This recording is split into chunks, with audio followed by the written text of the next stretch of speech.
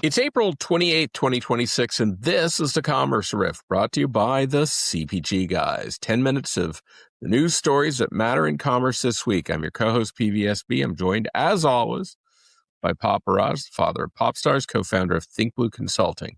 Sri, how's the week been treating you? It's a long week in the Northeast. You and I got to work together and up in Connecticut. I got to go to my, I want to call it my alma mater hometown of Stamford, Connecticut, which is the first place I lived that up while working for IRI, my first job after college. And then we hosted a dinner, which was very nice for Product Win. Locals from the Stamford area came by, which is pretty cool. A bunch of CPG brands. How was your early weekend Saturday morning? All good. Took night at dance class. Let's not forget, we also had dinner with our dear friend Anna Mayo from Nielsen IQ. That was a wonderful little sojourn at our favorite restaurant, Italian Siena. They treated us extremely well, so it was great. Sri, all's good here. Let's kick things off in the beverage aisle because Keurig Dr. Pepper had a strong week. So let's unpack the numbers. KDP reported first quarter 2026 net sales of just under $4 billion, up 9.4% year over year and ahead of analyst expectations. What's the headline? Well, cold beverages actually carried the quarter. U.S. refreshment beverages grew 11.9% to $2.6 billion, driven by 7.2% volume mix growth and nearly 5 points of net price realization. International was up nearly 20%. The offset was U.S. coffee, which slipped 2.3% on softening Keurig pod volumes. But that tracked with guidance, and the company reaffirmed its full-year outlook. Now, let's talk about what's actually driving the cold side of the business tree. Energy is the engine. Ghost, which KDP majority acquired in late 2024, and has been rolling into its direct store delivery network through 2025, is clearly contributing. You also have C4, Black Rifle Energy, Bloom. KDP has been intentional about building a portfolio of complementary energy brands targeting distinct consumer occasions. And it appears to be working. The company has gone from essentially zero energy market share 3 years ago to over 6% today, with a double-digit share goal ahead. Here's the CPG strategic lens. KDP's Q1 result is a proof point for the portfolio diversification thesis.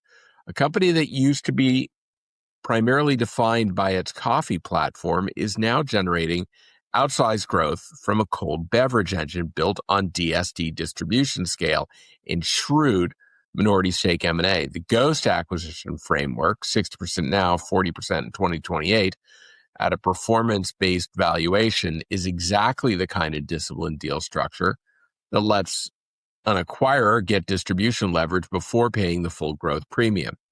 The question for CPG peers, how many of you are watching energy at 6% share and still treating it as a challenger category? Because KDP is acting like it's already won. Watch the shelf. The DSD network is about to get a lot more crowded and a lot more competitive. Sri? All right, we'll move from there to a consumer behavior story that is funny on the surface and alarming underneath for anyone. The alcohol, hospitality, or brand beverage businesses indeed. The Wall Street Journal this week put numbers to something anyone who's been out recently already knows in their gut. Drinks are expensive, that grown adults are pre-gaming again like what they did in college. Remember those $1 pitchers with Killian's Red back in college, Peter, on game day? Here's the data. Nearly a third of the 1,000 people surveyed by Zappy, a consumer insights platform, said they pre-drink before going to bars or concerts, specifically to avoid paying for overpriced drinks at venues. The numbers justify the behavior. A tall can of Black Cherry White Claw at a Massachusetts concert venue, $20. Cocktails at Madison Square Garden, $25 and up. The National Spark in Washington, D.C., $15.40. Here at Fenway, nearly $11. The cheapest MLB beer you can find in the country right now is Coors Field in Colorado. And brands of notice. Diageo and Kendall Jenner's 818 Tequila both started packaging in airplane-sized bottles, specifically optimized for on-the-go pre-game consumption. Now, this is more than a quirky cultural moment. It's a structural signal about where the alcohol purchase occasion is migrating. When a third of consumers are deliberately shifting their drinking dollar from on-premise to at home, from the bar to the living room, from the venue to the parking lot. That has real category implications for CPG alcohol brands. This is a moment of opportunity, but only if you're in the right format, the right price tier, and the right retail channel. The consumer is pre-gaming at home is buying at the grocery store, at the convenience store, at club. They're price conscious, but they're spending. They want their brand a choice at a size and price point that makes the math work before the show starts. And for retailers, the off-premise channel just became even more critical to capture beverage alcohol wallet share. The venue has priced itself out of the first drink. The drink is now yours to win at the shelf if your assortment, your promo architecture, and your shopper media are pointing at the right consumer at the right moment, aka the first moment of truth. Now, Peter, let me append to that. Here's our viewpoint from the CPG guys. Alcohol consumption has changed over COVID last few years. The younger generations are drinking less. That is a reality that has to be dealt with if you're in the alcohol business. We invite you here on the CPG Guy to come, talk to us, tell us what's on your mind if you are in one of those categories and a brand leader. Over to you, Peter.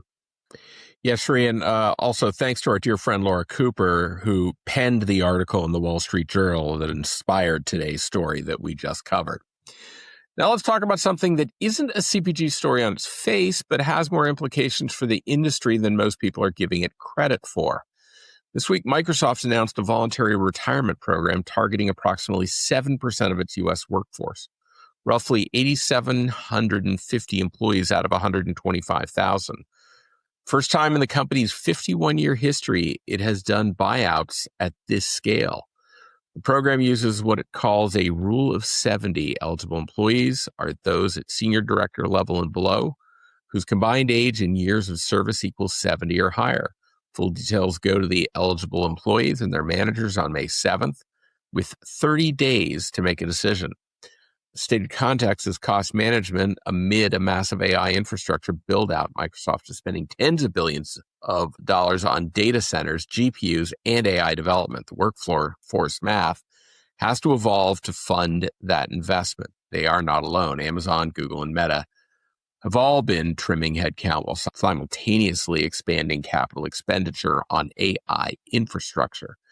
The pattern is clear. The era of the large technology workforce is giving way to the era of the large technology compute infrastructure. So why does this matter for CPG and retail? Because Microsoft is effectively the operating system for a significant portion of enterprise CPG. Office, Teams, Azure, Dynamics, Copilot. The tentacles are everywhere, Sri. And the employees being offered buyouts are the senior experienced layer, the people who are built and manage those enterprise relationships, who customize implementations, who support business critical workflows. There's also a talent implication. When the experienced operators leave a technology company voluntarily, many of them don't disappear. They will go into consulting, they'll go into CPG companies directly, they'll go into agencies and solution providers. Talent circulation that follows the Microsoft scale voluntary separation program seeps into the entire ecosystem over the ensuing 12 to 18 months. And the macro signal is simply this. Even the most valuable technology company on the planet is reconfiguring its human capital model for an AI native future. If you're a CPG or retail organization that has not started asking hard questions about where AI replaces labor and where it doesn't, Microsoft just put a very large clock on the wall. Sri, closes out. Hey, Peter, thanks for the notification on Microsoft and the retirement that they're offering. One thing I want to point out, they publicly announced, Peter, that they are rolling back Copilot in a big way and moving funding towards AI. I thought Copilot was AI, but it looks like the money is going to go into the compute infrastructure versus the actual software programming. And that announcement shook some waves earlier this week. But let's end on a story that sits squarely at the intersection of our niche retail media, brand safety, and the ongoing challenge of making social advertising actually accountable. Because TikTok has a consequential week on the measurement front. This week, TikTok expanded its partnerships with Integrated Ad Science and Zephyr, bringing campaign measurement and brand safety capabilities to 4 additional ad formats, including TikTok Search, creation tools for Smart Plus traffic, TikTok Lite in the US, and GMV Max in the US. Separately, Double Verify became the first measurement vendor to receive Media Rating Council accreditation, specifically for TikTok. video viewability, covering impressions, viewability metrics, and sophisticated invalid traffic filtration. I want to put that in context. TikTok is expected to capture nearly 5% of global digital advertising revenue in 2026, reaching an audience of 136 million unique US users. That's not a niche platform. That's considered a mainstream media vehicle, but it's carried a trust deficit with serious brand advertisers, particularly due to the ownership and regulatory complexities that played out over the past 18 months, partly because the measurement infrastructure simply hasn't kept pace with the scale of the opportunity. With this week's announcement, what it represents is TikTok systematically closing that gap. IAS, Zephyr, Double Verify. They're not fringe players in the measurement space. They are the currency that institutional advertiser communities relies on across digital channels. Getting MRC accreditation for TikTok viewability through Double Verify kind of third-party credentialing and moves the platform from test and learn and betas into a media plan to the committed investment line in a media plan. For CPG brands, this matters in a very specific way. TikTok's GMV Max ad format, which is now getting brand safety and measurement coverage in the US, is a commerce integrated placement engine to drive direct purchase. The fact that IAS's measurement will now be available within GMV Max at launch means brands can finally deploy against TikTok commerce inventory with the same accountability framework they would expect from a performance channel on the open web. But here's our CPG guys take. TikTok is no longer asking brands to trust their own faith. It's presenting the receipts. Indeed, the measurement infrastructure being built out in 2026 is the foundation for TikTok becoming a serious, recurring line in CPG media plans, including and especially in the context of retail media and social commerce. The question is no longer whether TikTok is a legitimate advertising vehicle. The question is whether your brand has the creative, the content strategy, the commerce integration to compete on TikTok at scale. And I'm going to beg to differ here. Brands aren't ready. They were using measurement and regulatory compliance as an excuse. That's a wrap on this week's Commerce Riff. Reminder, catch up on our recently released episodes. First one featuring Shelley Zallis from the Female Quotient. And of course, the one we recorded at Shop Talk, Patrick Nominson from, of course, TikTok, which we just discussed. If any of this sparked a thought, drop it in the comments, send us a message. We read them. And if you're not already following us on LinkedIn, Instagram, TikTok, Facebook, and YouTube, now is the time to do so. We'll see you next week. The content in this podcast episode is provided for general informational purposes only. By listening to our episode, you understand that no information contained in this episode should be construed as advice from CPG Guys LLC or the individual author, hosts, or guests, nor is it intended to be a substitute for research on any subject matter. Reference to any specific product or entity does not constitute an endorsement or recommendation by CPG Guys LLC.